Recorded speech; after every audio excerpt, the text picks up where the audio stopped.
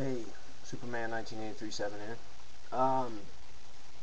I've been I've spent the greater part of 4 hours watching videos of Brandon, and also Veritas, which I believe to be one of the ultimate apologetics for the Christian faith, or any faith actually, in the YouTube community.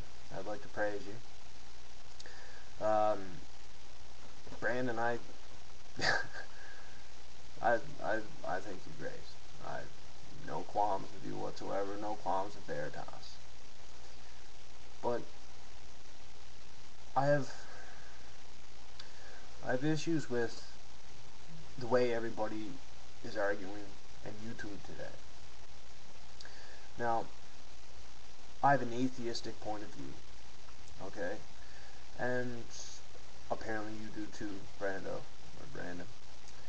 And Veritas, apparently you're big on the Judeo-Christian point of view, and like your God and your Jesus and all that, and dedicate a good portion of your time to sticking up for him, which is admirable. I love it.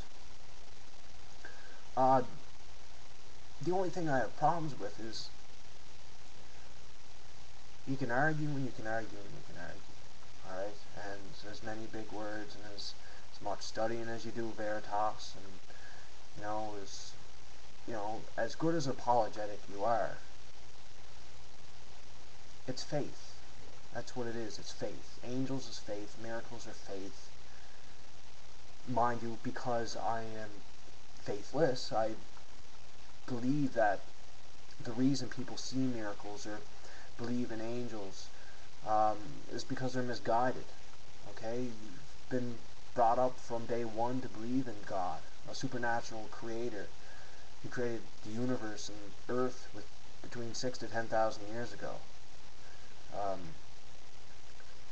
Made man from dust, aka Adam, and Eve from the rib of Adam, and put up a fruit tree, and put a talking snake there so they wouldn't eat from the fruit tree, right? I find that ridiculous. Alright, now anybody will tell you if you're going to believe in your religion, you have to believe in your religion fully, right? That's what devout means. If you believe in something, you must believe in all of it or none of it. Otherwise, you're cherry-picking your religion, right? And if you're going to do that, then you might as well take all the best parts out of every religion in the world and create your own religion, an army religion. And you can go that way. Now, because there's such a fairy tale at the start of the Bible, and, how gruesome the Old Testament was, and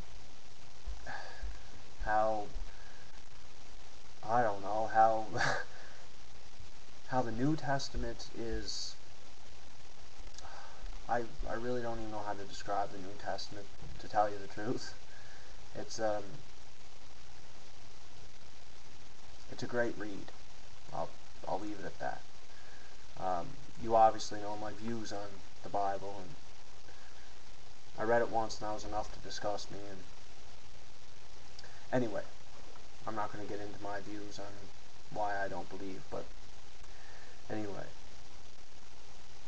Brando, you make excellent points all the time, and yes, you are blunt, but you're blunt for a reason, because you believe in what you believe strongly, right? And you want other people to believe what you believe strongly, just because, Veritas might like his end of the fence. We enjoy our end of the fence a lot better, alright? Now, I know being atheist is a step up from what we actually can be. Most of us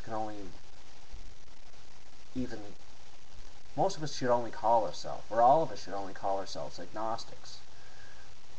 Just for the simple fact that there's no way we can go back in time and prove any of this. Now, I know the miracles and the angels and things like that, logically it's hard for other people to grasp, and I understand where you're coming from that, but when it comes to the first parts of the Bible and describing Jesus and how everything went around, and if everything was true, the resurrection, or God putting God artificially inseminating Mary and having his son and have his son grow up only to have his son nailed to a cross to prove a point. You know, we can't prove all that. So just for the simple fact that that is, we have to be agnostic. That's what people say. People say you can be agnostic because it can't be proven either way. Science can't prove God exists, and religion can't prove God doesn't exist. So agnostic is what they come up with. But the thing is, and the reason why everybody's arguing so much, is because the reason people go from agnosticism to atheism is pretty simple.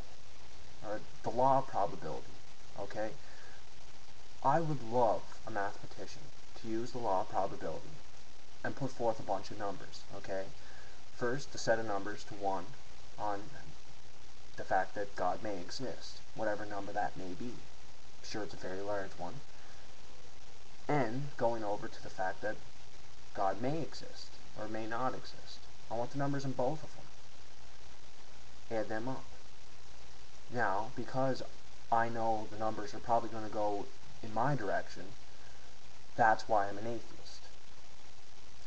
I'm not a militant atheist, but I'm an atheist.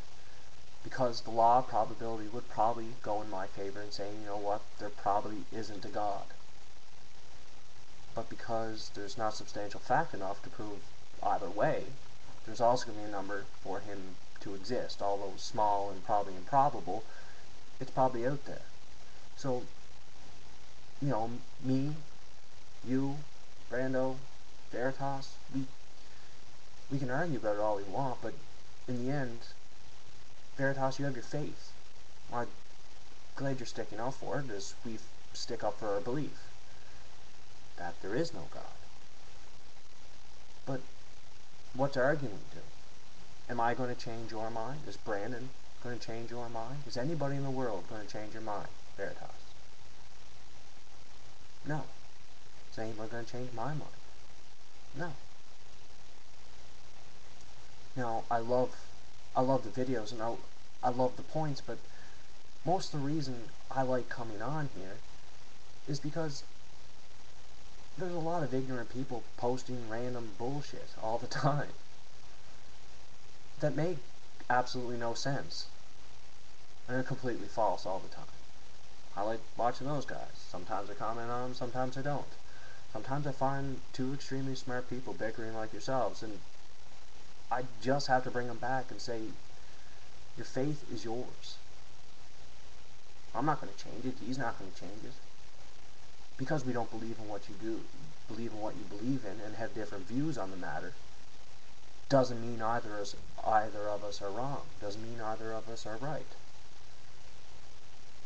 So, what I'd like to do is, I would like, you know, well, not kind of change Veritas. I like Veritas because I love apologetics, especially good ones. Because if there's a stupid atheist out there, or a stupid agnostic, it's the first one to tell them, right? I love that.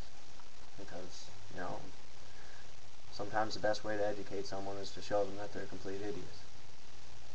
And that's the exact approach that you take, Brandon. When people say, I have proof God exists, or I have proof, I can prove, I know. No one knows that God exists. No one can prove God exists. If they could, we would be a bunch of morons discussing it right now, wouldn't we? It can't be proven.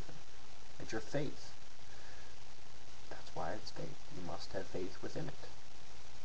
Now, I like Brandon. I don't know what to call you, Brandon or Brando, but whatever. I love your approach. You're a big man, and you're really passionate about what you talk about, and I love it. You know, you make so many wicked points, but I can't stop but smiling every time I listen to you. And Veritas, every time I watch, it's like going to a lecture.